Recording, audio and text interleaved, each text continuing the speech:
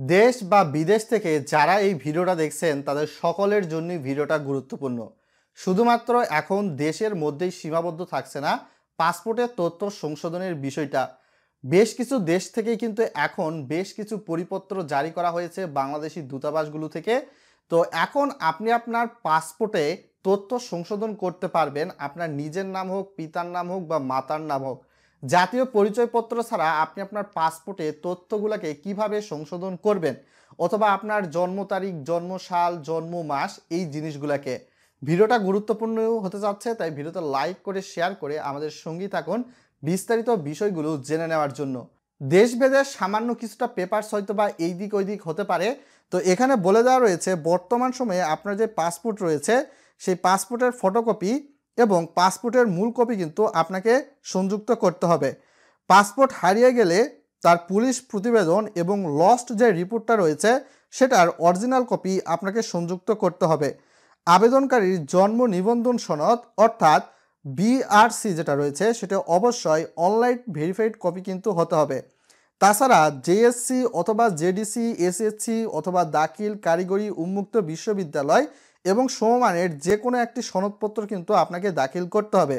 Passport অধিদপ্তরের নমুনা অনুযায়ী একটা অঙ্গীকারনামা যথাযথভাবে আপনাকে পূরণ করতে হবে, যেটা বর্তমান সময়ে স্ক্রিনে দেখতে পাচ্ছেন। এটা কোথায় পাবেন আগে হয়তোবা আপনারা জেনে নিয়েছেন, ভিডিওর ডেসক্রিপশন বক্স আপনারা চেক করতে পারেন।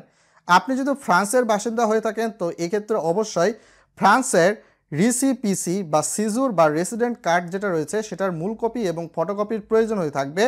আপনি যদি আরব আমিরাতে থেকে থাকেন তাহলে এমিরেটস আইডির ফটোকপি দাখিল করতে হবে এবং মূল কপি আপনাকে দেখাতে হবে। তাছাড়াও বিভিন্ন ক্ষেত্রে আপনি যদি সৌদি আরবে থেকে থাকেন তাহলে কর্মরত প্রতিষ্ঠান বা কফিলের নিকট হতে এনওসি বা নো অবজেকশন যে সনদটা রয়েছে সেটি কিন্তু অবশ্যই আপনাকে দাখিল করতে হবে। আশা করি আপনাদের কাছে এই বিষয়টা স্পষ্ট হয়ে গেছে, জাতীয় পরিচয়পত্র থাকলে কিভাবে পাসপোর্টটাকে কারেকশন করতে পারবেন দেশ বা বিদেশ থেকে। আর যদি জাতীয় পরিচয়পত্র না থাকে তাহলে আপনি পাসপোর্টটাকে কিভাবে সংশোধন করতে পারবেন।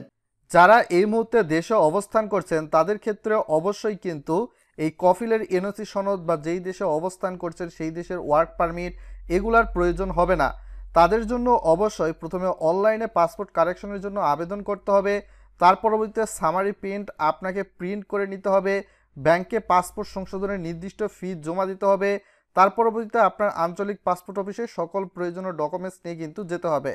আর যারা এই মুহূর্তে বিদেশে অবস্থান করছেন সেই সকল ক্ষেত্রে কিন্তু অবশ্যই উপরোক্ত যেই সকল প্রয়োজনীয় ডকুমেন্টস বললাম এই সকল ডকুমেন্টস নিয়ে বাংলাদেশি যে দূতাবাস রয়েছে সেখানে চলে গেলেই কিন্তু আপনি পাসপোর্ট কারেকশনের যে প্রসেসটা রয়েছে সেই সুবিধাটা গ্রহণ করতে পারবেন। আশা করি এই বিষয়গুলো আপনাদের সামনে এখন খুব সহজে স্পষ্ট হয়ে গিয়েছে দেশ বা বিদেশ থেকে পাসপোর্ট সংশোধনের বিষয়টি।